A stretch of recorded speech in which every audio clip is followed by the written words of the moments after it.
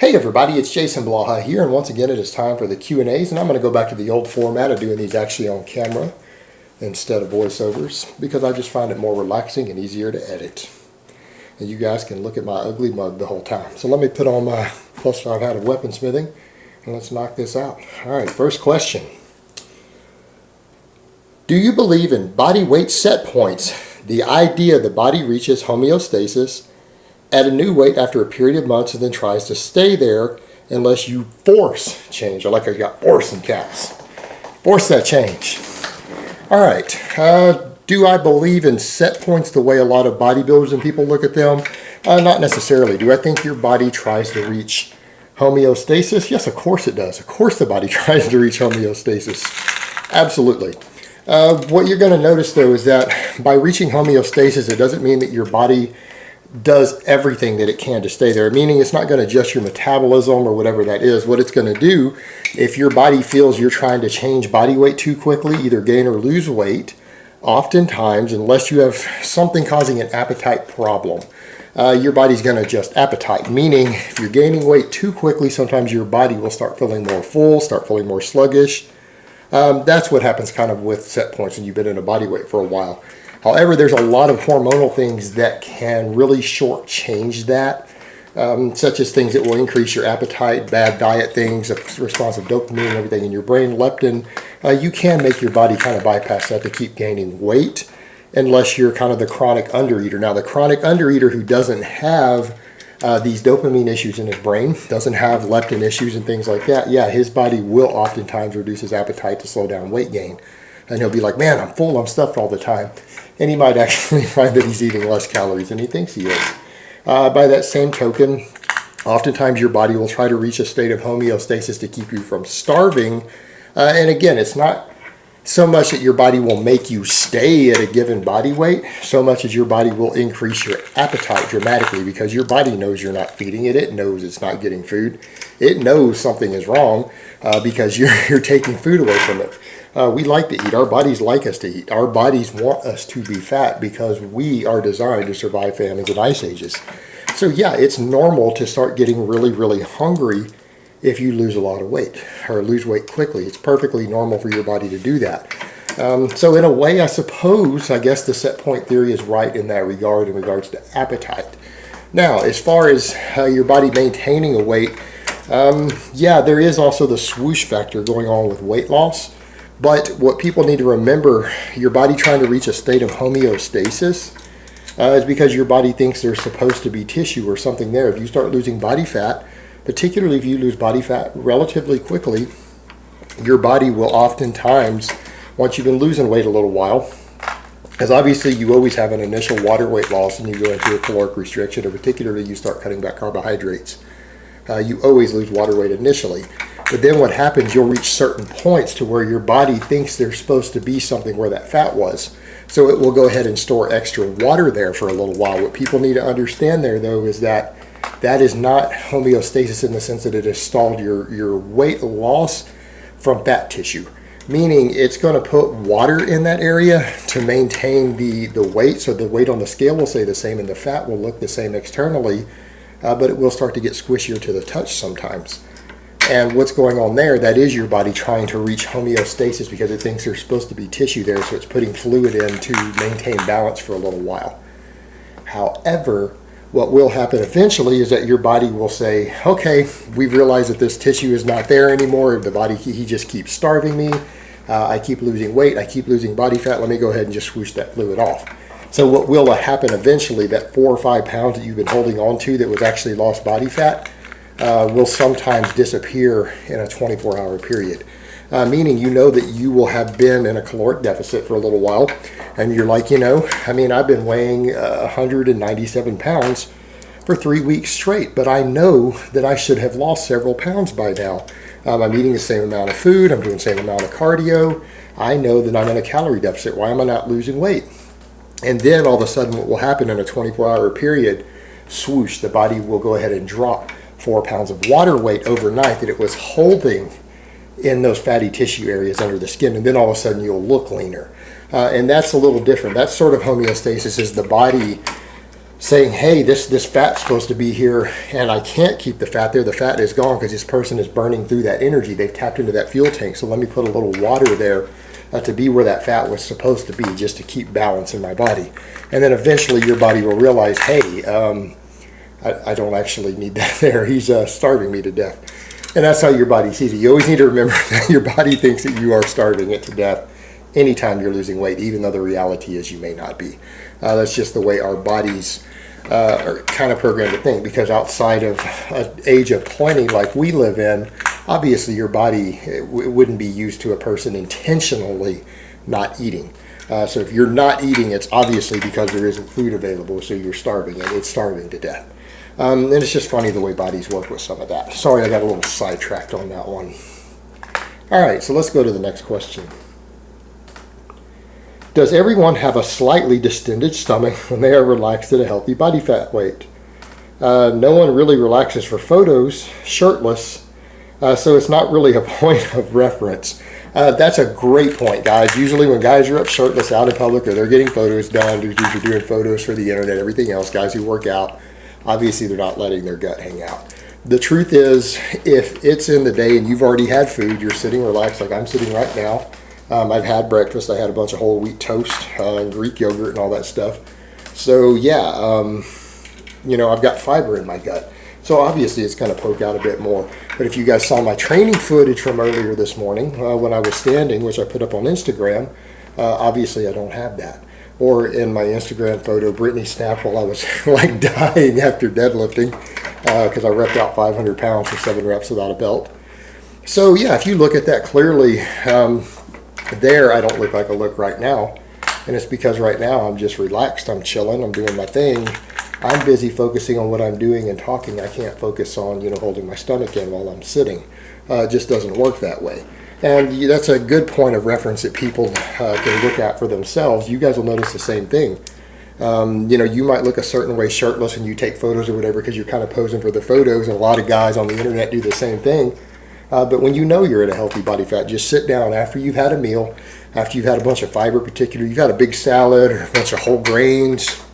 Sit down and just chill and have someone come over and snap photos when you're completely relaxed, and you're going to be shocked. Of course your stomach's going to distend a bit. We've even seen photos back in the day of Arnold Schwarzenegger looking like that.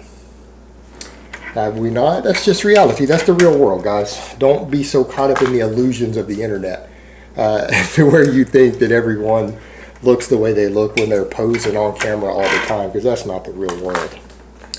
All right, next question. Hey Jason, I've seen guys in the gym doing multiple bicep exercises, and I've spoken to some people who say they hardly train them. Do you really need to train biceps on a regular basis and with so many different exercises in one session when they are activated when doing pull-ups, rows, deadlifts, etc.? Thanks. Fantastic question. Fantastic question. All right, how much direct bicep work do you need to stay balanced? You know what? That really depends upon the person. There are guys, I do know guys who have developed massive arms who don't curl at all. Weighted chin-ups, rows, lots of pressing. But they're also somewhat genetically gifted in the arms. And I know other guys who have to do some direct arm work. I have to do some curls. And I don't have huge biceps compared to my torso, but I do curls, and I don't isolate any of my chest or back or anything else. I do nothing but compounds for those. So it really depends on the person. Very, very much so. There is not a one-size-fit-all for that. Weak points that need to be isolated is a very individual thing based upon your genetics and bone structure. You can't pick a one-size-fit-all. So the truth is, those guys who don't do any direct bicep work, who still have big arms, they're not lying to you. And also you have the guys who have to do a fair amount of isolation, and you look at them and their arms still aren't really totally up to par sometimes compared to the rest of their upper body. And you know what? They're not lying to you either. And it's not that one is doing something right and the other is doing something wrong. It's that different people develop weak points at a certain rate. However, that being said, yeah, most of your bicep development should be coming from your back exercises. That is going to develop. For some guys, that will develop maximum bicep size. Will it do so for everyone? No, some people are not going to be proportionate doing just that. But to answer the other question, do you really need multiple isolation movements for the biceps? No. You shouldn't need for any muscle in the body that is being hit by big heavy compounds. You shouldn't need multiple isolation movements ever. Why would you? When you think about something like the bicep, if you're doing barbell rows and you are doing weighted chin-ups, is there any function of the bicep not being hit? When you think about the two heads of the muscle, the functions it has, all right, you're doing fully supinated when you're doing chin-ups, right? Underhand grip chin-up, fully supinated. You've got most of your bicep development right there. That's all the bicep does. It just curls the arm. You're doing it under load. Well, it does pronate the wrist also, but you're getting that pronation motion when you're rowing as well, and that's something people need to realize. It's not that you need it just to pronate, it's actually to work in that pronated position, which works the bicep and the brachialis a bit more. But when you think of basic functions that the bicep performs, an overhand grip row and an underhand grip chin-up should develop your biceps. You're working all the fibers, all the functions of the biceps doing that. The only question becomes, are you getting enough total workload? And that's an individual thing. So some people are going to need to isolate their biceps. I have to. So I don't think that's unusual at all. I would never need to isolate my chest. I mean, for God's sake, I'd need a bra if I were to ever start doing flies and stuff. I mean, I do nothing but overhead press, push press, and dips. And my chest is pretty big at this point. So, it comes down to individual genetics as far as these things go. But should you need multiple types of curls if you're doing those things? No, you need basically one type of curl. And I would say look at what's lagging the most as far as your arm goes there. Is it really your bicep or is it your brachialis? If it's your brachialis and radial brachialis that needs more work, consider a hammer curl, because that will bring up your bicep also, because it will push it out more. And if those are decently well developed and you really know it's just the bicep that needs to be worked, then do a straight bar curl or an incline curl with dumbbells, and you've covered it. You've hit your weak point. You're done. You shouldn't need several different ones. I would say generally for most body parts that are being hit with one or two really good compounds, if they're lagging, you probably need one good isolation movement to knock them out and bring them up. That's generally all you're going to need, in my opinion at least. But you know what, guys? Opinions are like assholes. Everyone has one. That's mine. Take it or leave it. All right, next question.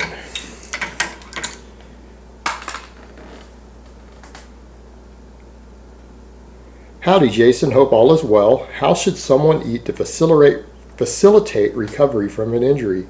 Should it differ at all from when someone is trying to build muscle? Body composition is not a concern within reason. Great question. Yeah, I would totally eat a bit different if I didn't care about body composition or performance, but purely healing from an injury. A couple things I would do different.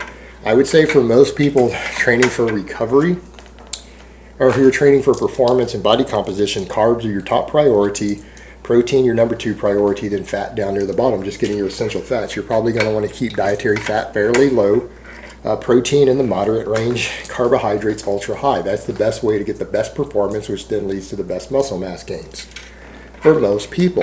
And you're probably going to want to eat in a slight caloric surplus and be slowly gaining weight if performance and gaining muscle are your immediate goals right now.